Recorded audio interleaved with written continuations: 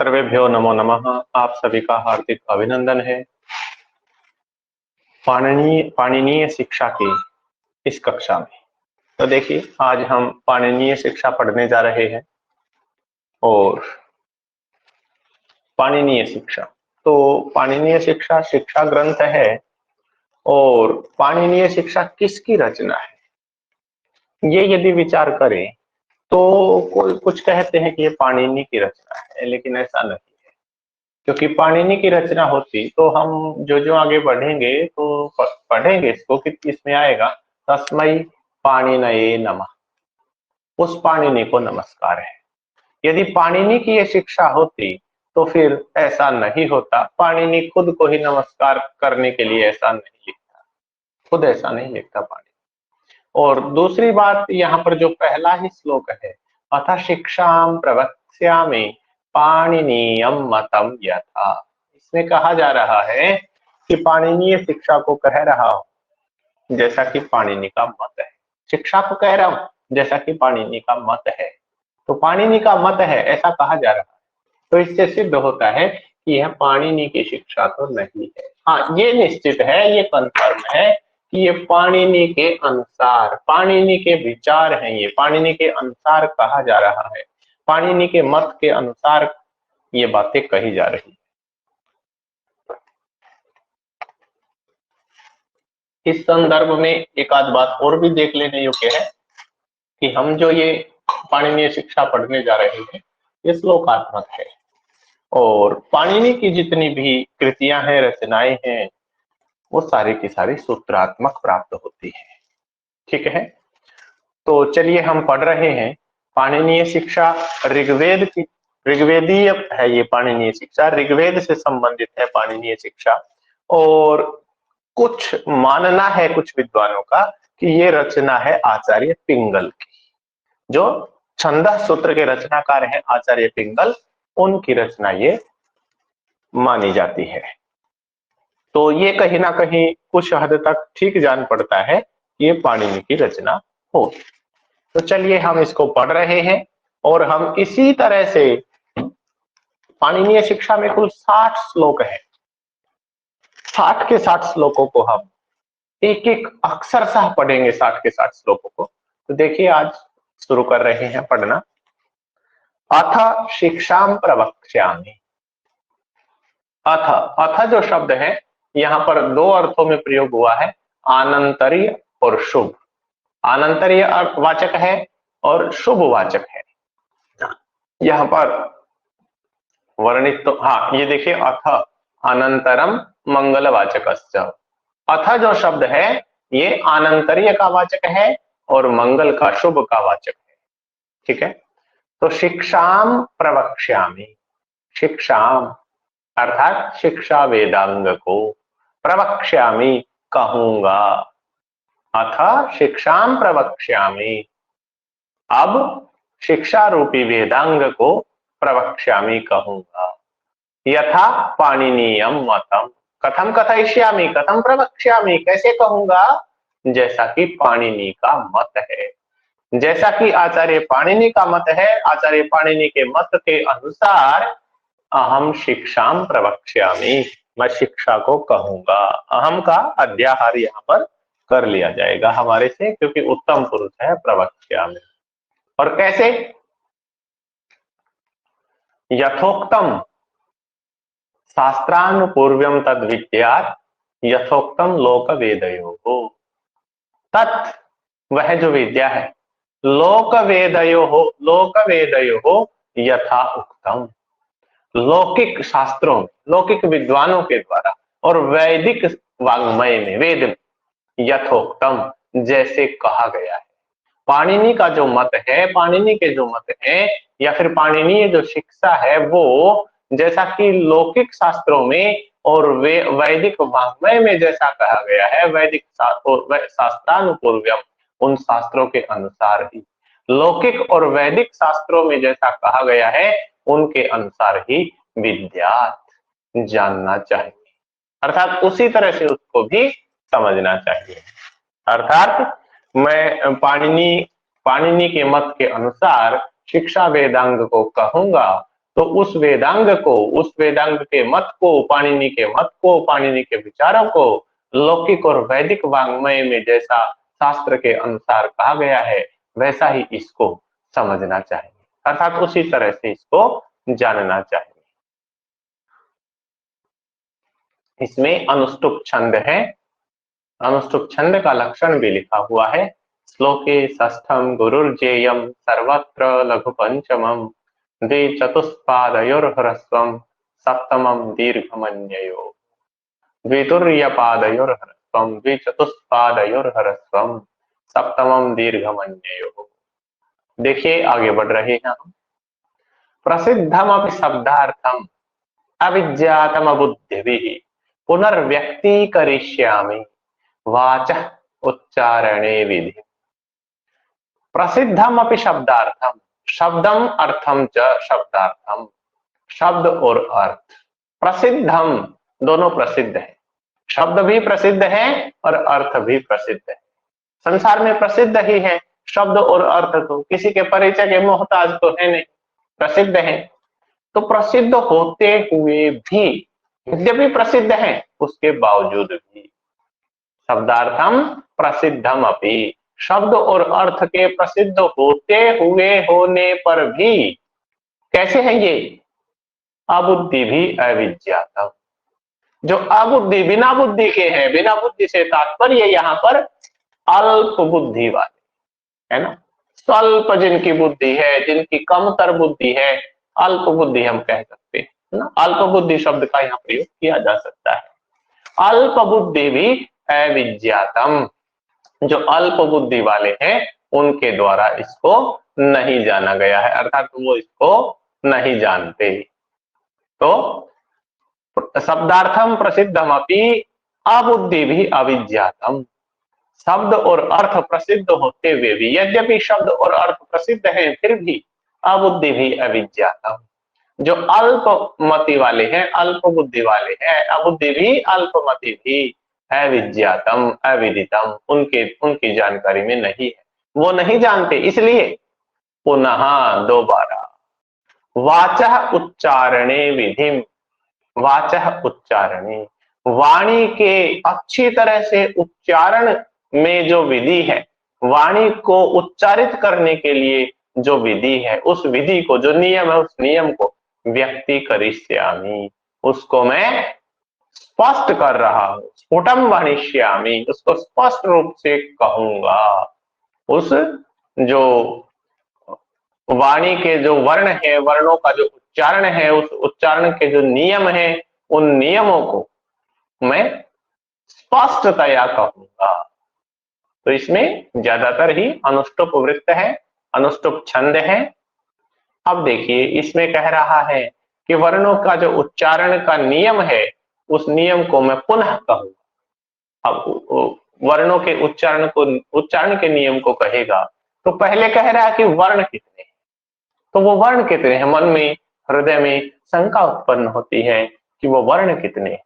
तो देखिए वर्ण कितने हैं, त्रिषष्टिश्चतुष्षष्टिर्वा वर्णः शंभुमते मतः प्राकृते संस्कृते चापि स्वयं प्रोक्तः स्वयंभुवा। त्रिषष्टिश्चतुष्षष्टिर्वा, 63 63, चतुष्षष्टिर्वा या फिर 64 64, 63 या 64 वर्ण शंभुमते मतः, शंभु के मत में माने गए हैं। शंभुमते शिव के मत में, शिव के मत में 63 या 64 वर्ण माने गए हैं। पेपर में भी आता है तो हमारे पास यही ऑप्शन होता है कि पाणिनीय शिक्षा के अनुसार कितने वर्ण माने गए हैं, तो 63 या 64। या फिर शंभु मते कति वर्णः मतः, शंभु के मत में, शिव के मत में कितने वर्ण माने गए हैं, तो 63 या 64। त्रिषष्टि चतुष्षष्टि वा, तो शंभु के मत में, शिव के मत में 63 या 64 वर्ण माने गए हैं। प्राकृते संस्कृते च अपि, प्राकृत में और संस्कृत में, ये अर्थ भी हो सकता है, प्राकृत अलग से जो भाषा उसके अनुसार भी हम अर्थ लगा सकते हैं, या फिर प्राकृते संस्कृते चापि, जो स्वाभाविक रूप से, जो प्राकृत संस्कृत है, जो स्वाभाविक प्रकृति, प्रकृति के अर्थ से ही स्वाभाविक रूप से जो संस्कृत है उसमें स्वयं भुआ स्वयं प्रोक्ता। स्वयंभू कौन है? स्वयंभू है ब्रह्मा। तो स्वयं भुआ ब्रह्मणा स्वयं प्रोक्ता, ब्रह्मा के द्वारा स्वयं कहे गए हैं, साक्षात ब्रह्मा के द्वारा कहे गए हैं वो 63 या 64 वर्ण। तो कौन कौन से हैं वो वर्ण? देखिए अगले श्लोक में बता रहा है कौन कौन से हैं। स्वरहा विंशतिरेकश्च स्पर्शानां पंचविंशतिः यादयश्च स्मृतायस्तौ चत्वारश्च यमः स्मृतः। स्वरः स्वर है, विंशतिः एकश्च, विंशतिः एकश्च 20 और 1 स्वरः स्वर है, 20 और 1 21, तो एकविंशतिः स्वरः, एकविंशतिः स्वरः 21 स्वर है, विंशतिः एकश्च 20 और 1 ये स्वर है। तो 20 और 1 कैसे? इसको यदि हम देखें तो हमारे पास ह्रस्व, दीर्घ और प्लुत ये होते हैं। तो अ जो होता है अ, ए, ओ, रे, ये चारों के चारों ह्रस्व भी होते हैं, ह्रस्व अ, दीर्घ अ, प्लुत अ, उसी प्रकार से ई भी ह्रस्व दीर्घ और प्लुत होती है, उ भी ह्रस्व दीर्घ और प्लुत होता है, री भी ह्रस्व दीर्घ और प्लुत होती है। तो ये चारों के 3-3 भेद होकर के 4 दिए 12, तो ये हो गई, लिखते रहना गिनते रहना, 12 तो ये हो गई। और ए, ओ, आई, औ 4 ये हैं, इनका क्योंकि ह्रस्व रूप नहीं होता है इसलिए दीर्घ और प्लुत होते हैं। ए दीर्घ होती है प्लुत होती है, ओ दीर्घ होता है प्लुत होता है, ऐसे ही आई ऐसे ही औ। तो दो दो भेद इनके हो गए, 4 दूनी 8, 8 ये हो गए, 12 बचे 20।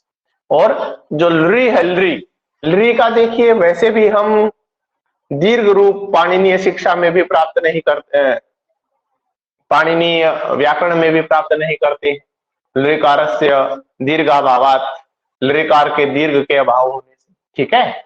और जो प्लुत रूप है लृकार का उस पर हम 5वें श्लोक में चर्चा करेंगे। तो यहां पर केवल लृ का ह्रस्व रूप लिया गया है, तो एक ह्रस्व लृकार।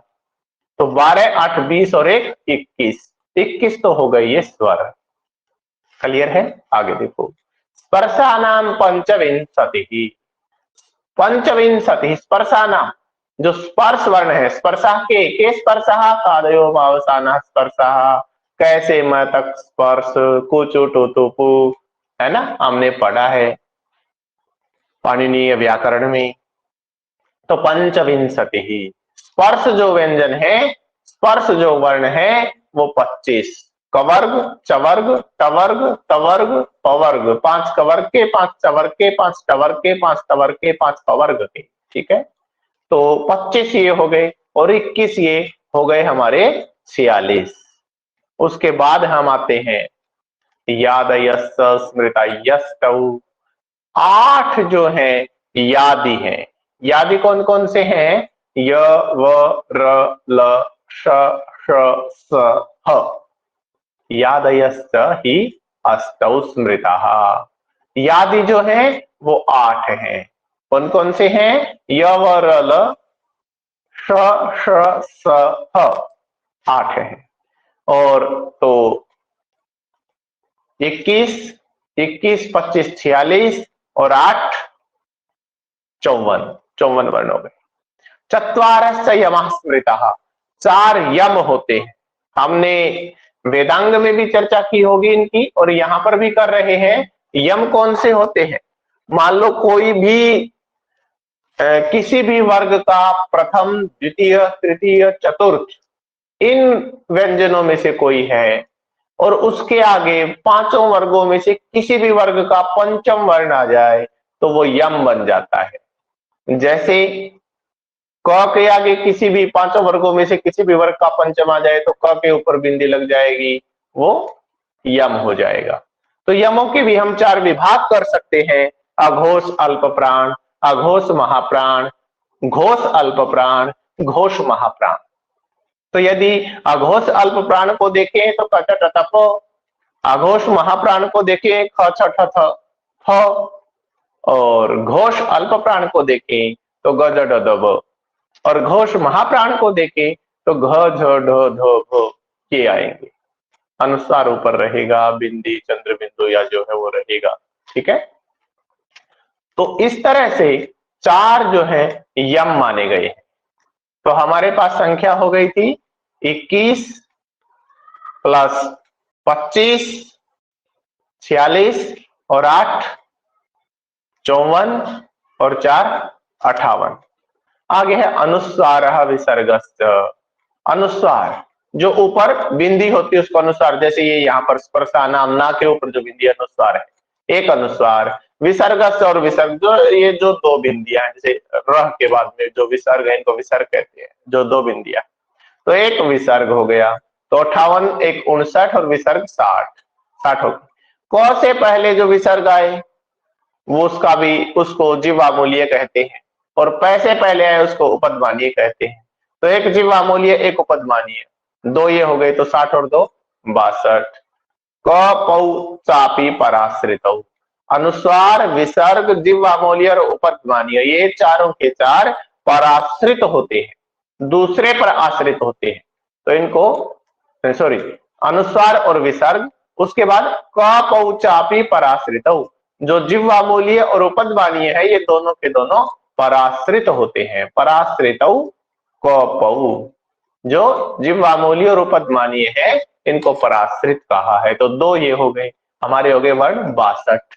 62 के बाद एक है दुष्पृष्ट चेति विज्ञेयो, और जो दुष्पृष्ट है, दुष्पृष्ट वर्ण कौन सा होता है? यदि विस्तार से व्याख्या में जाए तो हमें वर्णन मिलेगा। जैसे इसको कुछ और ही विधि से लिखा जाता है, कैसे बताया जाए इसको, जैसे ऋग्वेद का प्रथम मंत्र है अग्निमीळे पुरोहितम लो लो, तो ल क्या है? ई के बाद ल आया, ल के बाद ए आ गया, तो 2 स्वरों के बीच में जो लकार आता है वेद में, ऐसा कुछ नियम है कि 2 और भी काफी सारे नियम है, उनमें से एक नियम ये है कि 2 स्वरों के बीच में जो लकार आता है उसका उच्चारण लो लो इस तरह से किया जाता है। तो अग्निमीळ अग्निमीळ, तो इसको दुष्पृष्ठ कहा जाता है। तो एक हो गया दुष्पृष्ठ। तो इस तरह से 63 वर्ण हुए। तो 63 और ऊपर कहा है प्रथम जो हमने कारिका पढ़ी है, श्लोक पढ़ा है हमने तीसरा, त्रिषष्टि चतुष्षष्टि वा वर्ण, 63 या 64। तो यहां तक 64 63 या 64 इसलिए कहा है, दुष्पृष्ठ तक 63 हुए।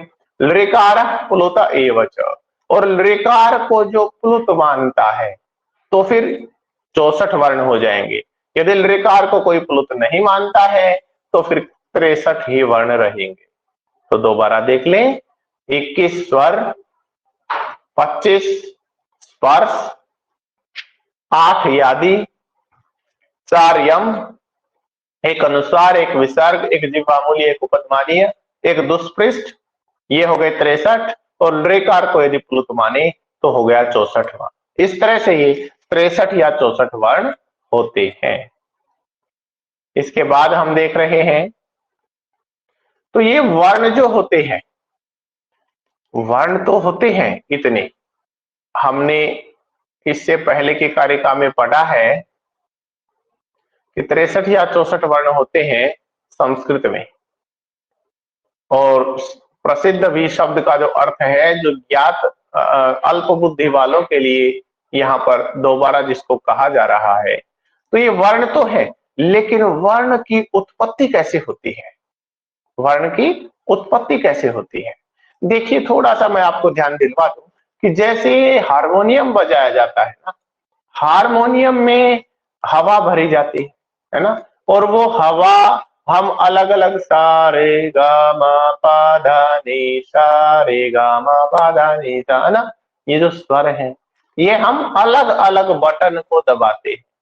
तो वैसे ही बटन रूप में हमारे मुख में जीवा है, और वो जीवा जहां जहां लगती है हवा बाहर आती है, और उस हवा के अनुसार वर्ण उच्चारित होते हैं। जैसे हारमोनियम में बटन दबता है, उसके अनुसार ध्वनियां निकलती हैं। लेकिन उस जीभ लगे, जीभ हवा से स्पर्श करे, तो वो हवा कहां से आती है, उससे पहले की जो प्रक्रिया है उस पर हम चर्चा कर रहे हैं। जीभ तक हवा पहुंची कैसे, वहां देखिए क्या प्रक्रिया है। आत्मा बुद्ध्या समेत्यर्थान् मनो युंक्ते विवक्षया मनः कायाग्निमाहन्ति सः प्रेरयति मारुतम्। आत्मा बुद्ध्या समेति अर्थान, आत्मा बुद्ध्या अर्थान समेति। आत्मा, आत्मा जो है बुद्धि के द्वारा अर्थों को संग्रहित करती है। आत्मा खुद कुछ नहीं कर रही, लेकिन बुद्धि से अर्थों को संग्रहित करवा रही है। वो शब्द आत्मा में है, ठीक है, लेकिन वो आत्मा की जो है वो बुद्धि को प्रदान कर रही है, बुद्धि को समर्पित कर रही है, बुद्धि के द्वारा अर्थों का संग्रह करवा रही है। और फिर विवक्षया, वक्तुम इच्छा विवक्षा, तो विवक्षया वक्तुम इच्छया, कहने की इच्छा से, मनः युंक्ते, मन के साथ उनका संयोग कर रही है। बुद्धि के द्वारा इकट्ठे किए गए जो अर्थ हैं, उन अर्थों का मन के साथ योजन कर रही है आत्मा। और फिर मन के साथ युक्त हो गए वो अर्थ, तो मन क्या करता है फिर, मन कायाग्निम आहंति। ये सब के सब, काय शरीर को कहते हैं, शरीर में जो स्थित अग्नि है उसको, उसका उस पर प्रेशर बनाते हैं, उस पर दबाव बनाते हैं। कायाग्नि से फिर शब्द उत्पन्न होते हैं, कायाग्नि पर, कायाग्नि को प्रेरित करते हैं। और कायाग्नि क्या करती है, शरीर में स्थित जो अग्नि हो क्या करती है, आप कहोगे शरीर में आग का, हाँ शरीर में आग है, जठराग्नि है जिससे भोजन पचता है। सर्दी में हम सांस लेते हैं तो बाहर धुआं सा दिखाई देता है, क्योंकि बाहर का मौसम ठंडा है और सांस हमारा गर्म है। तो गर्म क्यों है, क्योंकि अंदर अग्नि है। तो सह मारुतम प्रेरयति, वह अग्नि जो है वो वायु को प्रेरित करती है ना। 5 प्रकार की वायु हमारे शरीर में है, प्राण अपान समान उदान और व्यान, है ना। तो इस तरह से वो अग्नि जो है वो वायु को प्रेरित करती है। और फिर वायु क्या करती है, मारुतस्तु उर्सी चरण, चरण घूमता हुआ, मारुतः, मारुतः तो उर्सी चरण, जो वायु है वो उर्सी वक्षस्थल में, हृदय क्षेत्र में चरण भ्रमण करता हुआ मंद्रम स्वरम जनयति, मंद्र नामक स्वर को उत्पन्न करता है। हृदय देश में विचरण करता हुआ, उर्सी चरण, हृदय देश में विचरण करता हुआ मारुतः वो वायु मंद्रम स्वरम जनयति, मंद्र नामक स्वर को उत्पन्न करता है। और वो स्वर कैसा है, प्रातः सवन योग्यम, प्रातः सवन योगम तम, इस प्रकार के उस स्वर को उत्पन्न करता है जो प्रातः काल की संध्या करने के योग्य होता है। और गायत्रमाश्रितम छंद, गायत्री छंद से अनुबद्ध होता है वो स्वर। इस प्रकार के स्वर को वो वायु उत्पन्न करता है। कौन, प्राण नामक वायु। और वायु उत्पन्न हुआ है, फिर वो वायु कहां पहुंचता है, जब वो वायु हृदय में है तो मंद्र नामक स्वर को उत्पन्न करता है, और जो कि प्रातःकालीन संध्या के योग्य स्वर है और गायत्री छंद से निबद्ध है। और फिर वो वायु कहां पहुंच जाता है, कंठे, गले में, कंठ प्रदेश में पहुंच जाता है। और माध्यम दिन युगम मध्यमम त्रैष्टुभानुगम, अर्थात मध्यम स्वर को उत्पन्न करता है। और मध्यम स्वर कैसा है, माध्यम दिन युगम, मध्यान्ह की संज्ञा के योग्य है वो जो मध्यम स्वर है। और त्रैष्टुभानुगम, त्रैष्टुभ, त्रिष्टुभ छंद से युक्त है। पहला जो था मंद्र स्वर वो गायत्री छंद से युक्त था, और ये जो है ये त्रिष्टुभ छंद से युक्त है। और आगे है तारम तारतीय सवनम शीर्षण्यम जागतानुगतम, जागतानुगम, शीर्षण्यम। और फिर बाद में शीर्षण्यम, जब वो कंठ में था वायु तो मध्यम स्वर को उसने उत्पन्न किया था, उसके बाद वो कहां पहुंच गया, सिर में पहुंच गया, है ना। शीर्षण्यम, सिर में, सिर प्रदेश में घूमता हुआ वो वायु।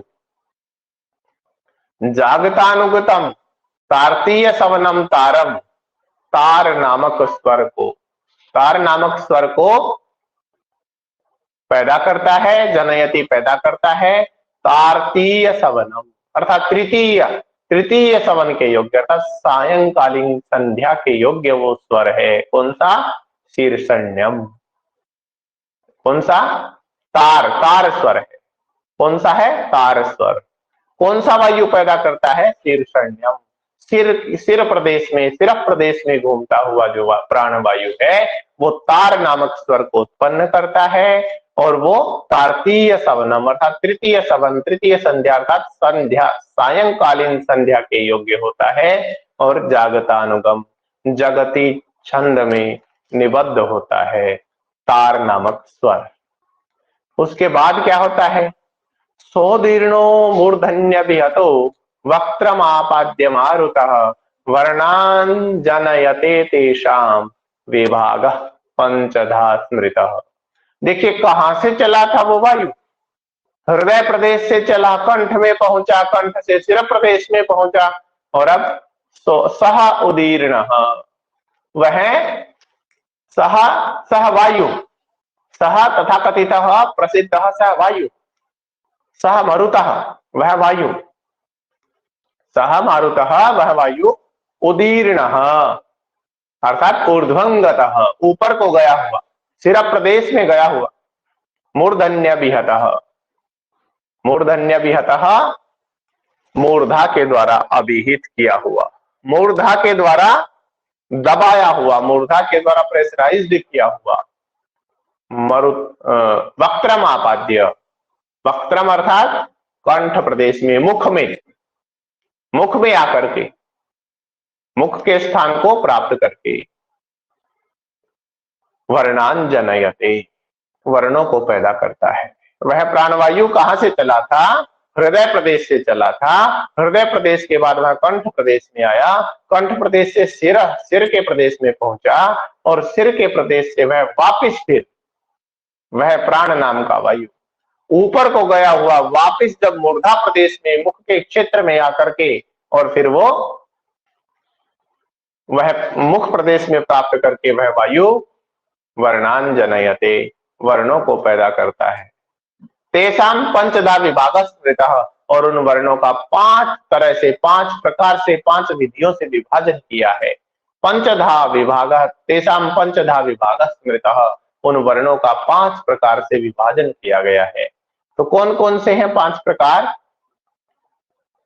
स्वरतः, स्वरतः विभागः, कालतः विभागः, स्थानात् विभागः, प्रयत्नात्, प्रयत्नात् विभागः, और उपप्रदानतः विभाग। स्वर से विभाग है, काल से विभाग है, स्थान से विभाग है, प्रयत्न से विभाग है, और अनुप्रदान से विभाग है। इति वर्ण विदः प्राहु निपुणम तन्निबोधत। इस प्रकार से वर्णों के जो जानकार हैं वो निपुणम निबोध, उसको बहुत स्पष्टतया उसको जानते हैं। अब देखिए वर्णविद, स्वरतः, स्वर से भेद है उसके, अर्थात स्वर के उसमें बांटा गया है। स्वर हम देखते हैं, स्वर भी कहीं ह्रस्व दीर्घ और प्लुत है, और कहीं पर उदात्त अनुदात्त और स्वरित है। उसके बाद भी कहीं गांधार, निषाद, ऋषभ, दैवत, षड्ज, मध्यम और पंचम ये स्वर है। तो स्वरतः कालतः, स्वर से और मात्रा से या समय से विभाजन किया है। हम स्वरों का विभाजन देखते हैं तो स्वर से विभाजन है, स्वर का अर्थ उदात्त अनुदात्त, स्वरित से भी स्वर, काल, मात्रा। तो स्वर से स्वरतः का अर्थ और कालतः का अर्थ, यहाँ पर स्वरतः में कहीं ना कहीं ह्रस्व, उदात्त अनुदात्त और स्वरित है, और उदात्त और अनुदात्त स्वरित को भी निषाद गांधार ऋषभ दैवत षड्ज मध्यम और पंचम में विभाजित किया है। अर्थात उदात्त के अंतर्गत निषाद और गांधार आ जाते हैं, अनुदात्त के अंतर्गत ऋषभ और दैवत आ जाते हैं, स्वरित के अंतर्गत षड्ज और मध्यम और पंचम ये तीन आ जाते हैं। तो इनकी भी चर्चा आगे की श्लोकों में विस्तार से होएगी। तो स्वर से विभाजन है वर्णों का। कालतः ह्रस्व दीर्घ और प्लुत हम करते एक मात्रा का समय, दो मात्रा का, तीन मात्रा का, तो कालतः विभाजन है स्वरों का। वर्णों का स्थानार्थ, स्थान के भेद से भी हम याद करते हैं अकुह विसर्जनीय नाम कंठ है ना, तो स्थान के भेद से भी है। और प्रयत्न से अर्थ है यहाँ पर आभ्यंतर प्रयत्न, आभ्यंतर प्रयत्न से भी वर्णों का विभाजन है। और अनुप्रदानतः, अनुप्रदान का यहाँ पर अर्थ है बाह्य प्रयत्न, तो बाह्य प्रयत्नों से भी वर्णों का विभाजन किया गया है। इस प्रकार से वर्णों के जो जानकार हैं वो तन तत् निपुणम निबोधता, जो निपुणतया उसका बोध करवा रहे हैं, निपुणता से स्पष्टता से उसको बता रहे हैं। वर्ण भेदम प्राहु, वर्णों का इस प्रकार से भेद किया है। तम वर्ण भेदम, उस वर्णों के भेद को निपुणम निबोधता, सुस्पष्टतया विजानिता, अच्छी तरह से उसको जान लो। तो आगे की कारिकाओं में इनको और व्याख्या करेगा, इसकी और ज्यादा इसको स्पष्ट करेगा। तो आज हमने केवल ये 10 श्लोक पढ़े हैं इसके, हम इसी तरह से इसके 60 के 60 श्लोकों को अक्षरशः पढ़ेंगे। लेकिन आज की कक्षा में इतना ही, फिर पढ़ते हैं आगे और फिर मिलते हैं आपसे आगे की कक्षा में। तब तक के लिए आप सभी को मेरा नमस्कार।